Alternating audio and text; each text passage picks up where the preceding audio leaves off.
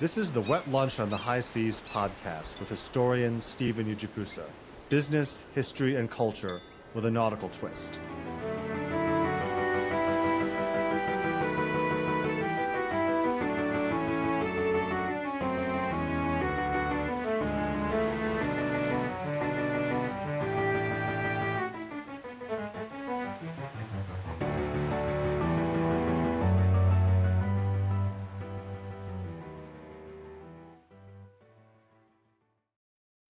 Good morning. This is historian Stephen Ujifusa, and on this episode, I'd like to talk a bit about the concept of time travel. As a historian, this is something I wish I could do. I wish I could go back to the various times that I've written about, whether it was the 1950s with William Francis Gibbs, the design of the SS United States, or the people who designed and built the Clipper ships. And 100 years before that, in the 1850s, I'd particularly like to interview Donald Mackay, the great Clipper ship builder of East Boston. Most of his papers were destroyed in a flood in the 1920s. So I had to piece together a lot of his life. And then also I'd like to interview, if I had the chance or if I had the ability, I would love to be able to interview Albert Ballin, the main character from The Last Ships from Hamburg, uh, to get his thoughts on what his motivations were for building up the Hamburg America line.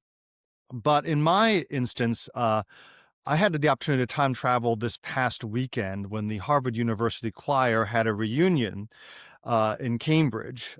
This was a musical organization founded in 1834 to provide music for Sunday services. And it was reconstituted basically in the 1960s as a co-ed organization. Apparently in the mid to late 19th century, joining the university choir was a way for members of the then all-male student body to avoid supervision during worship services in Appleton Chapel, where they could doze off or goof off while everyone else in the nave below had to pay attention. But it was refounded as a co-ed organization in the 1960s with students from Harvard and Radcliffe, and thus it continues to this day. And I was very lucky to join this organization during my time as undergraduate. My musical training was rather spotty, and I had to play catch up pretty hard during my time in the university choir. And the privilege for this was that as a member of the university choir, we had to sing two anthems every Sunday, plus Anglican chant. And the musical repertoire allowed us as singers to time travel about 500 years from the beginning of Western music as we know it, Renaissance polyphony with the music of Thomas Tallis and William Byrd, all the way up to modern 20th century church music. Most notably, we sang some very difficult stuff by John Tavener. And one piece I remember in particular that really was a challenge was the Mass by Igor Stravinsky. I think he said that when he composed that piece, he wanted to be as hard and cold as ice, and it was. But in any case, it was wonderful to go back to Cambridge for this reunion. About 50 or 60 or so alumni who went to college as far back as the late 1950s showed up and joined the current choir of around 45 undergraduates to make music together. We did a sing through of the Schubert Mass in G and also the Bach B minor Mass, and just for fun, not for performance. And it was particularly meaningful to sing through the Bach B minor Mass, even though it's a very hard piece to sing unrehearsed, especially sections like the Gloria. But there was the movement that I found really incredible was the final fugue, the Dona Nobis Pacem, which we sang after we read the names of university choir members who had passed away. And this piece is a choral mountain in many ways, in terms of the heights it reaches. And looking around at my fellow choristers, it was extremely emotional. Some people were crying, actually, as we were singing through this piece. And then I had got tears in my eyes. I was thinking a lot of my own father, who'd passed away almost exactly a year before. Not only did Harvard mean a tremendous amount to my father was also a great lover of the music of Johann Sebastian Bach, something he learned as an undergraduate. He did not hear Bach really growing up in Wyoming, but singing in Memorial Church with people from across generations, dating back to people that sang in the late 50s to recent graduates, was a wonderful way of tying things together, and it truly was a moment of great solace and unity for those of us gathered, and a reminder of the power of memory and choral singing. And that Sunday, we joined with the current choir to sing the Sunday services, and I made a remark at the dinner that Saturday night before the service that this reunion is one of the few times that we can mentally time travel back to our times as youths in our late teens, early 20s, when the world seemed fresh and full of possibility, and we approached music and learning and life with a sense of wonder. And uh, and by singing in this service, by going back to our times where we had to get up at and early and be at Memorial Church at 9:30 to rehearse, and then singing in that Appleton Chapel, we could mentally transport ourselves back to that time as if nothing had changed.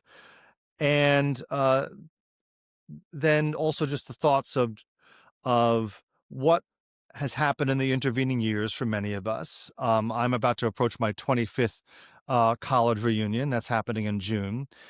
And life has its challenges for all of us. We lose friends, we lose parents, we have our career ups and downs.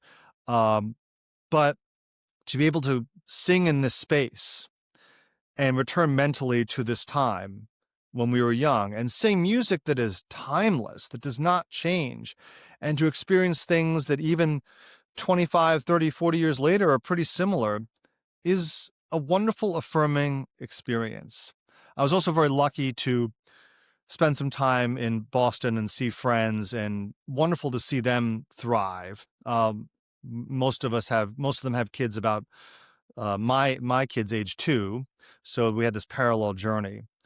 But this opportunity to time travel not only allowed me to take stock of my current situation, which I'm very grateful for as a writer and historian, but also to look back. And I feel that each of my three books that I have written touches on a stage in my own life's journey. And it was totally unconscious, but I realize how each book I learn and build from and has reflected various stages of my life and motivations. Uh, A Man and His Ship about William Francis Gibbs was about one man's dream to build something transcendent and majestic and wonderful, the SS United States. Unfortunately, building the SS United States, this single-minded vision, in many ways cost William Francis Gibbs a close relationship with his own family. So there was tragedy in that. He created something that impacted so many people's lives. In fact, at the reunion, a friend of mine came up to me and said, "Thanks for writing that book. That's the ship that my mom emigrated from England on." So the ship continues to have memories, but that came at a cost. The next book, Barons of the Sea, which focused on the New England clipper ship maritime dynasties of the early to mid 19th century, that was a book about family and business. This book was written at a time I was starting my own family. And it was interesting looking at families like the Delanos and the Forbeses, seeing what measures they took to build families while being involved in trading empires. Because back then, family and business was one and the same. And then my third book, The Last Ships from Hamburg, was written during the time of the COVID crisis. And it was a book that really meant a lot to me because it allowed me to explore what is the meaning of immigration? What does it mean to be an American? Who is an American? And what do you have to go through to come to this country to seek a better life for yourself? It was a question of American identity.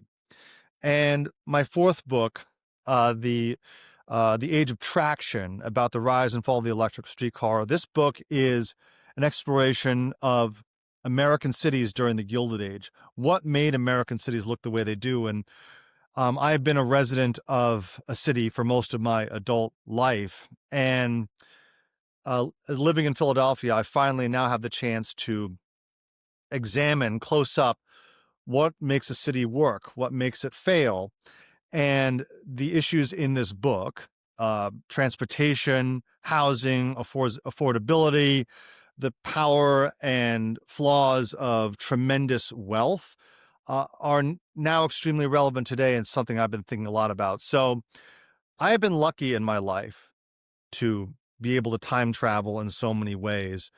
But this past weekend, was a way that really solidified my desire to continue to be able to do that in my own mind.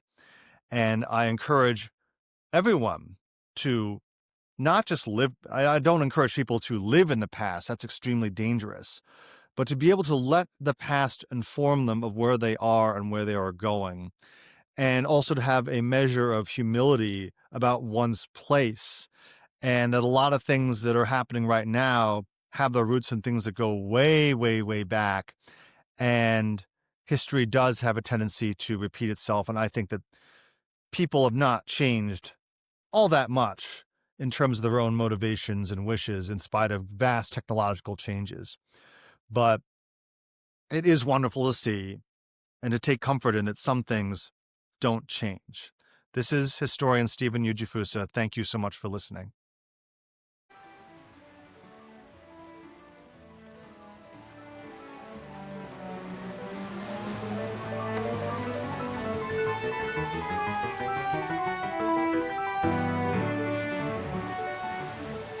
This is the Wet Lunch on the High Seas podcast with historian Stephen Ujifusa. Thank you for listening. You can expect new episodes every week. To subscribe to the Wet Lunch on the High Seas podcast, visit steveujifusa.substack.com.